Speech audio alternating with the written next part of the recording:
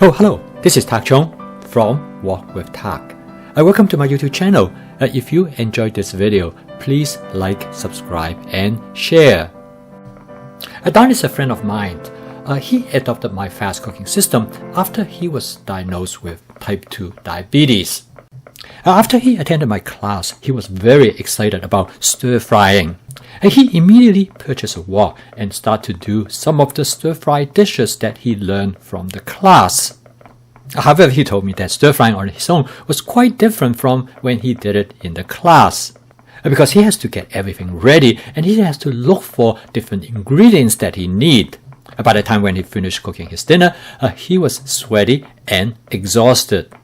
In this video, I'm going to describe how Don changed the setup of his kitchen to make stir-frying more pleasant and fun. If you're new to stir-fry and facing similar situations, this video might be beneficial for you. Don told me that the most important thing to make stir-fry conducive is the setup. He had now developed a setup that will allow him to start cooking within minutes from the time he stepped foot into the kitchen. He said the most important thing that he needs to be aware of is what he has in his refrigerator. Each morning, he will go through the advanced prepping of his refrigerator, and in his mind, he has pretty much have a general idea what he is going to cook that evening. He told me that he used to have a written inventory, but this mental inventory actually worked out much better. He told me that the see-through container makes a big difference. Except for when evening came, he walked into the kitchen and he knew exactly what he wants to pick out from the refrigerator.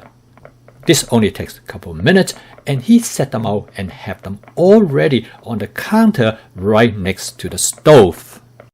He said in order for this to go smoothly, the counter has to be totally clutter-free.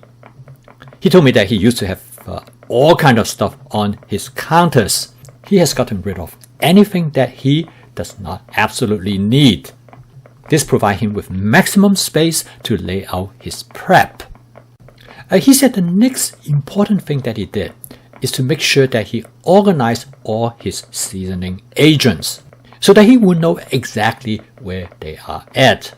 For the seasoning agents that do not require refrigeration, he kept them in the cupboard right next to the stove. He put many of them in a Lazy Susan so he could get access to them immediately. For the seasoning agents that require refrigeration, he put them all together in a basket. As shown here in my case, I put them in a shelf that is detachable from the door of the refrigerator. So when I cook, I grab the whole shelf from the refrigerator and set it right next to the stove. For the dry seasoning agents, Don put them in 2 separate masala dabba. With 7 compartments in each of the masala dabba, he will have 14 different dry seasoning agents anytime he wants. This makes flavoring his dish much more convenient as well as intuitive. As the saying goes, out of sight, out of mind. If you see them, you will use them. For cooking oil, water, and other wet seasoning agents, he kept them all in squeezed bottles. This also includes vinegar and cooking wine. He told me that having them in the squeezed bottles is well worth the time. He said that this not only makes the dispensing easier, but it also makes the seasoning process more spontaneous. He told me that because stir-fry happens so quickly, so the time is paramount. Don told me that now he cooks 7 days a week and he does not mind it at all. He said the setup time is truly the deal breaker because if he knows that he can start cooking within minutes, he definitely would do it. Otherwise, he might opt for fast or processed food. Another important consideration, Don said, that allow him to cook consistently is the amount of time that he could reduce in cleaning up. He told me that because he has a precise way to set things up, he can put them away while he cooks.